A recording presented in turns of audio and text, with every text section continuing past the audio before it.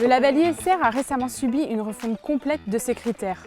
Alors que le marché s'est plutôt concentré sur l'exclusion des énergies fossiles, cette refonte implique également des changements radicaux.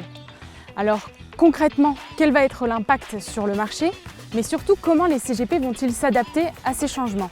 On en parle tout de suite avec Michèle Papalardo, la présidente du comité du label ISR. Suivez-moi.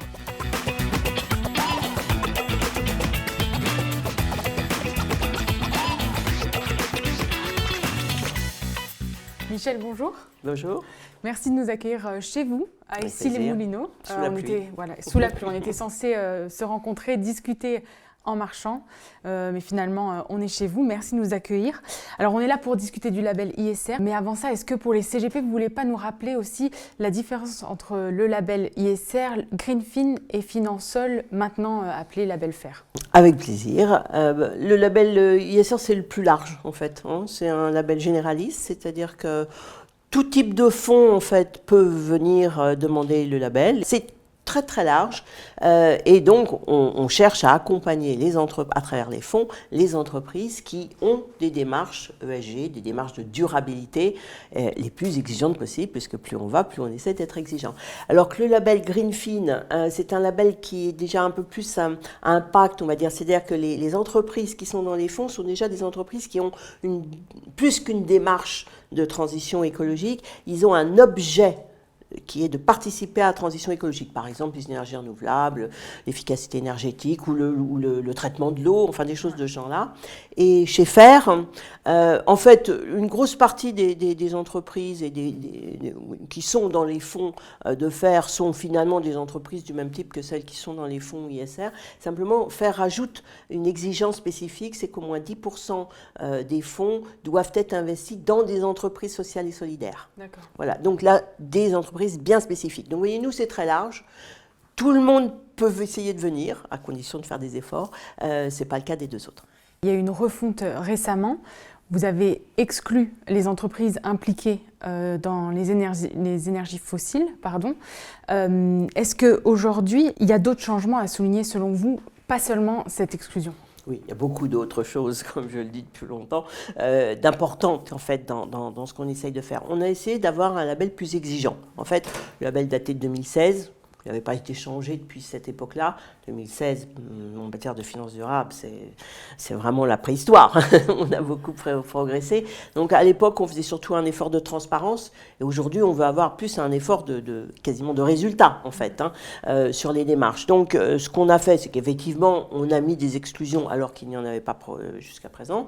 Pas que en matière d'énergie, on a aussi exclu le tabac, on a aussi exclu les entreprises qui ne respectent pas un certain nombre de textes en matière de droit social, de droit humain, ou qui sont dans des paradis fiscaux, etc. Vous voyez. Mais surtout, on a serré les boulons, c'est-à-dire qu'on a essayé de faire en sorte que le référentiel soit beaucoup plus précis, et on est beaucoup plus exigeant, par exemple, sur le principe de base, finalement, le début de tout en matière de label ISR, qui consiste à enlever dans les fonds les entreprises qui sont les moins bien notées.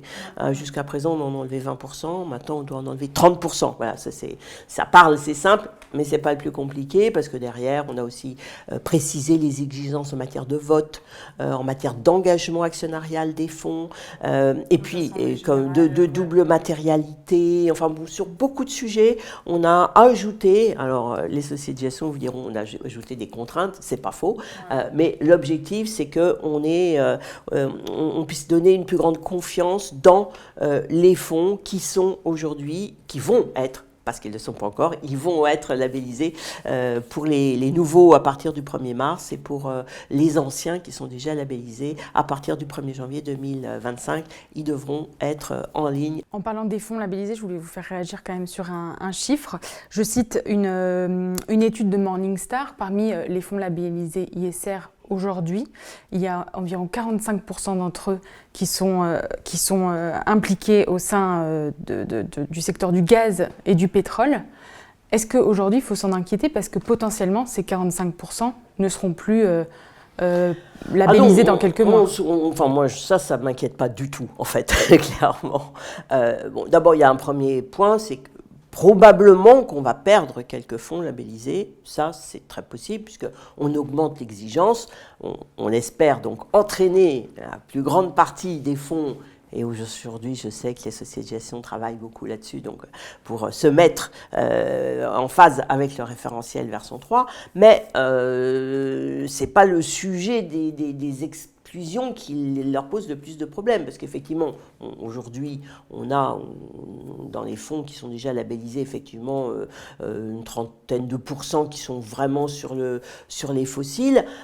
Mais c'est des petits pourcentages, hein, au bout du compte, puisque au total, dans la capitalisation boursière des fonds labellisés, ça représente moins de 1% de leur capitalisation. Le sujet le plus compliqué, c'est toutes les autres exigences qu'on a mises et sur lesquelles les sociétés de gestion sont aujourd'hui en train de se positionner parce qu'il faut qu'elles revoient leur portefeuille, qu'elles revoient leur méthode, qu'elles donnent beaucoup plus d'explications, elles vont être beaucoup plus précises sur un certain nombre de sujets. On a commencé aussi à mettre des exigences sur les plans de transition, par exemple, transition écologique pour certaines entreprises qui sont dans certains fonds, etc. Donc tout ça, c'est nouveau. Est-ce que vous pouvez nous rappeler juste la méthode que vous utilisez pour la labellisation des fonds ? Vous revoyez les fonds une fois par an ? Exactement. La labellisation se fait tous les 3 ans. Donc la labellisation de fonds, on regarde tout du début jusqu'à la fin.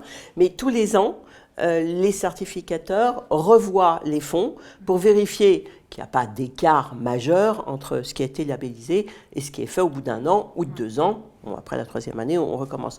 Donc là, ce qui va se passer, c'est qu'à partir du 1er janvier 2025, les fonds qui vont repasser là, cet anniversaire de revoyure sans être de nouveau labellisés juste parce que c'est le 1er ou le 2e anniversaire, vont être vus avec la version 3.